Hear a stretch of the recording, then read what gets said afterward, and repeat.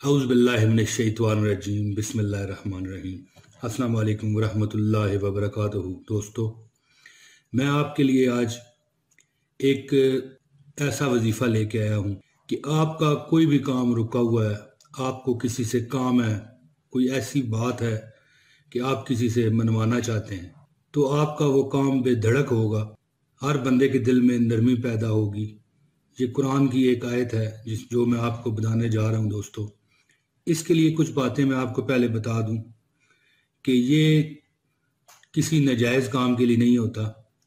اگر آپ کو کوئی جائز پریشانی ہے، کسی افسر سے، کسی بڑے سے یا کسی بھی ایسے بندے سے آپ کو کام ہے جو آپ کا کام نہیں ہو رہا یا نہیں کر رہا، تو یہ آپ وظیفہ کریں گے۔ دوستو، قرآنی وظیفے جو ہوتے ہیں اس کے لیے ضروری ہوتا ہے کہ بندہ پاک صاف ہو، غسل کیا ہو، وضو کیا ہو اور ہر قسم کی ناپاکی اس سے دور ہو، رزق حلال کھائے اور کسی کا حق نہ مارے۔ پیارے دوستو، نماز پنجگان بھی بہت ہی ضروری ہے، اور نماز تو ویسے بھی فرض ہے، یہ ادا کرنا ہی پڑتا ہے مسلمان کو۔ دوستو، آپ کا ہر کام جو رک چکا ہے یا کسی سے آپ کو بہت ہی ضروری کوئی ایسا کام کروانا ہے جو مشکل نظر آ رہا ہے، بظاہر ہونے کے چانسز نہیں ہیں، تو دوستو اس کے لیے آپ کو میں ایک عمل آپ کو بتانے لگا ہوں قرآنی۔ یقین کامل ضروری ہوتا ہے دوستو۔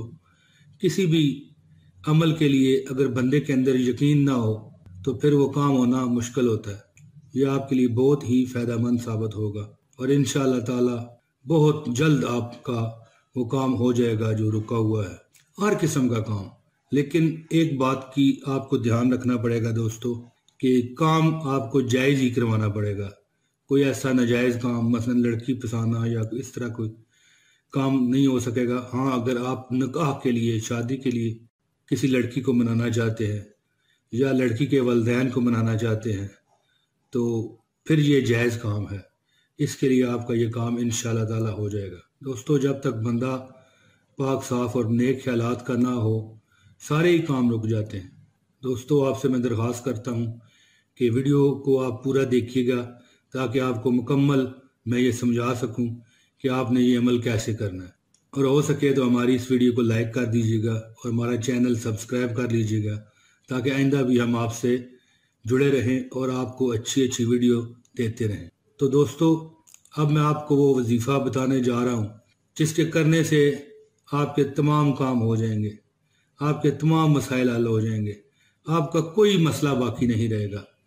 اور جن لوگوں سے آپ کام کروانا چاہتے ہیں، اگر ان کے دل سخت ہو چکے ہیں، وہ آپ کے لیے نرم نہیں رہے، ان کے دل میں آپ کے لیے کوئی نرم گوشہ نہیں رہا، تو وہ آپ کے لیے بہت ہی اچھے طریقے سے آپ سے پیش آئیں گے، آپ کے لیے اللہ پاک ان کو نرم کر دے گا۔ تو دوستو، اس کے لیے میں آپ کو قرآن کے پارہ نمبر 22 کی آیت نمبر بھی 22 ہی ہے، قرآن کا پارہ نمبر 22 اور آیت نمبر 22 ہے۔ اس آیت کا ایک حصہ آپ نے دوستو پڑھنا ہے، پوری آیت نہیں پڑھنی۔ وہ چھوٹا حصہ میں آپ کو بتانے جا رہا ہوں، یہاں پر سکرین پر بھی آپ کو نظر آنا شروع ہو جائے گا۔ ان اللہ یسمع من یشاء، پوری آیت نہیں پڑھنی، پوری آیت جو ہے وہ بھی آپ سن لیں ذرا۔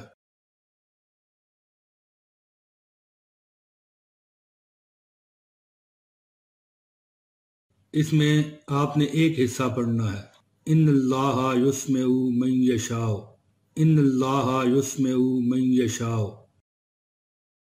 ان اللہ یسمع من یشاء۔ تو یہ آپ نے 115 بار پڑھنا ہے۔ کتنی بار؟ 115 بار یہ آپ نے پڑھنا ہے، اور اس کے بعد آپ نے اپنے کام کے لیے دعا کرنے کے بعد جس سے بھی آپ کو کام ہے اس کا تصور کر کے اس کی طرف پھونک مار دیں، تو انشاءاللہ تعالی آپ کا کام ہو جائے گا۔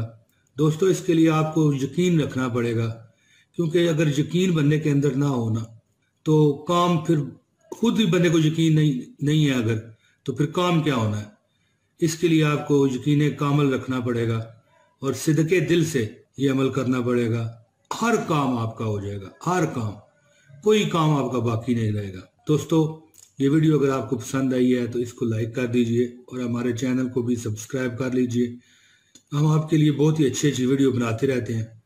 انشاءاللہ جلدی آپ سے اگلی ویڈیو میں ملاقات ہوگی. خدا حافظ.